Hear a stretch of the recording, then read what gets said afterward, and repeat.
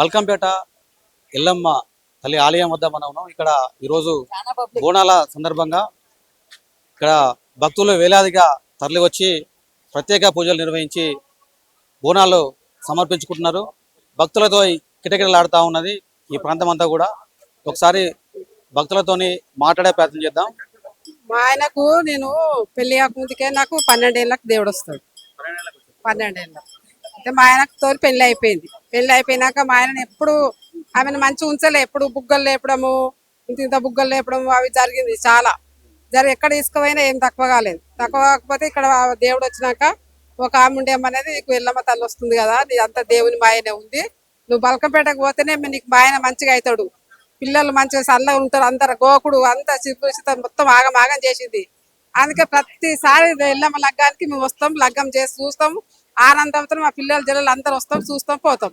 మాకు కులదేవత మాకు ఎల్లమ్మ, మా బాపనంటే ఎల్లమ్మ. మాకు ఎప్పుడైనా సరే అన్ని అవతారాలు ఆమె. బాపనంటే ఎల్లమ్మ ఆమెనే, దొడ్ల ఎల్లమ్మ ఆమెనే, మూలల ఎల్లమ్మ ఆమెనే, ప్రతి ఒక్క ఎల్లమ్మ అవతారము.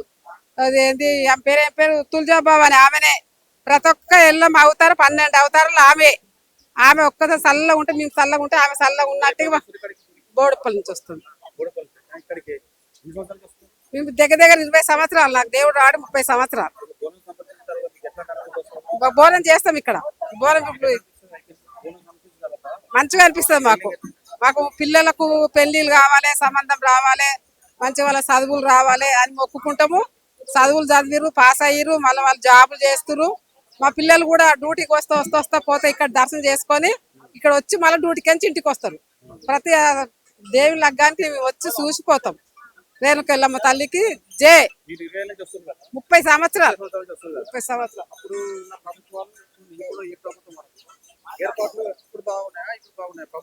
అప్పుడు అంటే అప్పుడు జర్నలిస్టులు బట్టి అప్పుడే బాగుంది.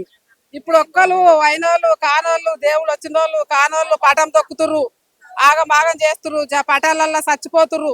ఒక ఇల్లుతోని పటాలు తొక్కుతలేరు, ఒక మర్యాదతో పోలీసు వాళ్ళని అందుబాటులో ఉంచుతలేరు. ఏడైనా అందుబాటులో ఉంటది.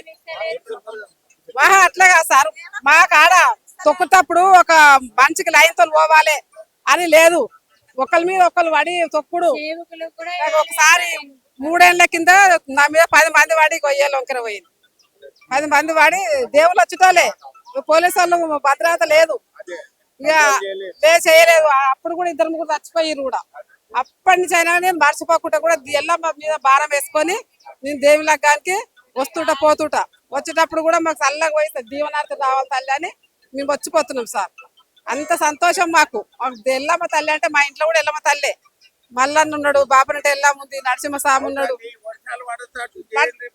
పాపాలు ఎక్కువైపోతున్నాయి సార్, పాపాలు ఎక్కువైతున్నాయి. పాపాలు మొత్తం భూమి మీద తుడుచుకోరు. మరి టైం వస్తుంది. ఆ టైం వస్తుంది. ఇప్పుడు తల్లికి తల్లి అన్న పిల్ల కంచంలోకి తల్లి గుంజుకొని తినే టైం వస్తుంది. ఇప్పుడు అన్నము పిల్లకి అన్నం పెడితే పిల్ల తల్లి గుంజుకొని టైం వస్తుంది. ఇప్పుడు ఈ రోజు వస్తుంది. ఇప్పుడు మనము అన్నం తింటే కాళ్ళ దానికపోతాము. ఎట్లా అంటే వారాలు పడతాయి. మన పాపాలు ఎక్కువైపోతున్నాయి ఈ లోకం మీద. ఒక అయినోళ్ళు కానోళ్ళు తాయినోళ్ళు తడిపినోళ్ళు ఏం చేస్తా. కొన్ని రోజులకు దేవుడు పరిష్కారం దేవుడే పెడతాడు. పరిష్కారం దేవుడే చూస్తాడు. పరిష్కారం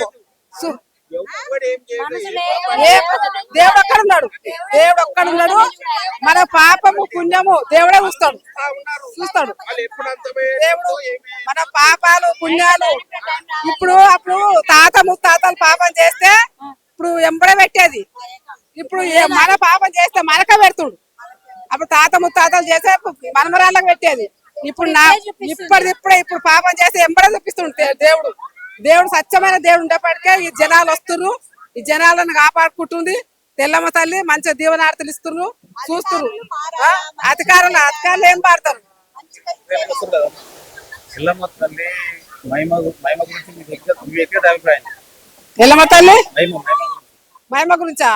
ఆమె ఏంది, కన్ను తెరిస్తే ఆగం అయిపోతుంది అమ్మా. ఆమె కన్ను తెరిస్తే మనం లోకమే ఆగం. ఎల్లమ్మ తల్లి ఇప్పుడు నువ్వు అద్రగానం చేసి ఒకరి మీద నిందలు పెట్టినావు అనుకో, ఎల్లమ్మ ఉన్నాక కూడా లేదనుకో, దేవుని అంటాం అనుకో, ఆమె గోకుడు లేపుతుంది, గీకుడు లేపుతుంది, అప్పటిదప్పుడు మహిమలు చూపిస్తుంది. అప్పటిదప్పుడు తప్పైంది దాని కాలు మొక్కి తలకాయ కిందికి రాస్తే నీకు వారం లోపల మళ్ళీ నీకు మాయం చేస్తుంది. ఎల్లమ్మ తల్లి చేస్తుంది మాయ. ఆమె సత్యం గల తల్లి అయ్యేపాటికే ఈ జనాలను ఆపుతుంది. లేకపోతే ఈ జనాలు ఇంత జనాలు ఏడుంటారు, ఇంత జనాలు ఏడుంటారు అన్న, ఇంత జనాలు ఉంటారు.